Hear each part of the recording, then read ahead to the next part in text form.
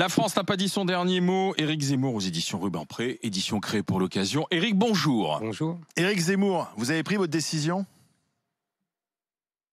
J'ai pris ma décision. À propos de quoi? De 2022. Ah.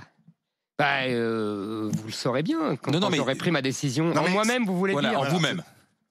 Écoutez, je suis plus très loin de l'apprendre, en tout cas. Pourquoi ce vrai faux suspense? Parce que c'était au départ un vrai suspense. C'est-à-dire que, vous savez, c'était pas pour moi une évidence. Je suis pas ni un politicien, ni un professionnel de la candidature. Ma vie, ce n'est pas une succession de candidatures à la présidentielle. Ce n'est pas, vous voyez, je ne suis pas chef de parti qui doit se présenter pour financer son parti. Enfin, vous voyez, donc c'était pas évident. J'ai longtemps pensé, je l'explique d'ailleurs dans le livre, dans l'introduction du livre, j'ai longtemps pensé que le combat culturel, idéologique, c'était ma partie, c'était ce que je faisais le mieux et que c'était suffisant. Et ça devient la mère des batailles, finalement. Je me suis rendu compte, si vous voulez, que c'était pas suffisant. Voilà. Et que vous voyez...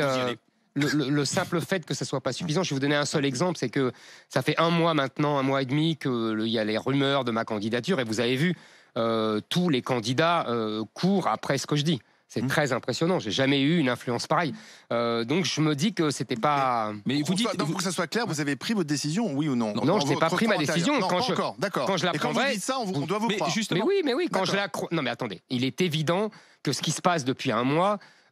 fait pencher la balance d'un certain côté. Quand vous voyez les salles où je vais, l'enthousiasme... Comme à Lille, 1500 personnes à Lille. Extraordinaire. Ouais. Extraordinaire. Quand vous voyez les sondages, quand vous voyez l'évolution du paysage politique, quand vous voyez les attaques contre moi, évidemment, tout ça me donne plutôt envie d'y aller. Évidemment. Je suis pas un monstre froid, hein, évidemment que ça me porte. Mais quand vous dites... attendez, ça vous donne envie d'y aller parce que vous êtes porté par une vague ou parce que, sincèrement, vous dites je veux sauver la France et il faut que j'y aille. Mais ça fait 20 ans que je veux sauver la France du danger que je vois moi, que je décris, que j'analyse. On n'est pas forcément d'accord avec moi, mais en tout cas, c'est mon point de vue.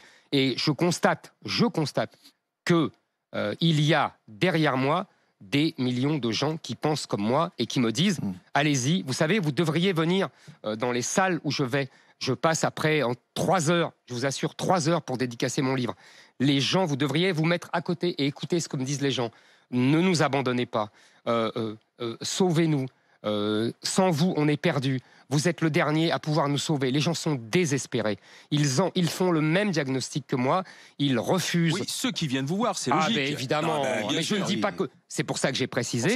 On peut ne pas être d'accord avec moi. Éric. Mais quand vous dites « je suis pas loin de prendre ma décision », donc ce qui veut dire que là, en ce moment, il y a un mouvement qui vous porte, mais elle peut basculer de l'autre côté aussi. Qu'est-ce qui pourrait vous faire changer d'avis? La vague peut refluer, vous voulez dire? Non. Mais qu'est-ce qui pourrait vous faire changer d'avis? Puisque vous dites, j'ai pas encore pris ma décision, donc j'imagine qu'il y a... Vous savez, il y a des... Parce que ça implique d'abord de l'argent, des risques... C'est ce que j'allais dire, des éléments matériels, l'argent, les parrainages, il y a des choses concrètes qui ne sont pas évidentes à réaliser, surtout pour un non-professionnel comme moi. Et puis, bon voilà...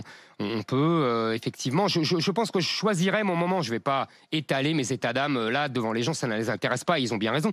Donc quand j'aurai pris ma décision définitive, quand je choisirai mon moment pour dire voilà, j'y vais pas, et ben je le dirai.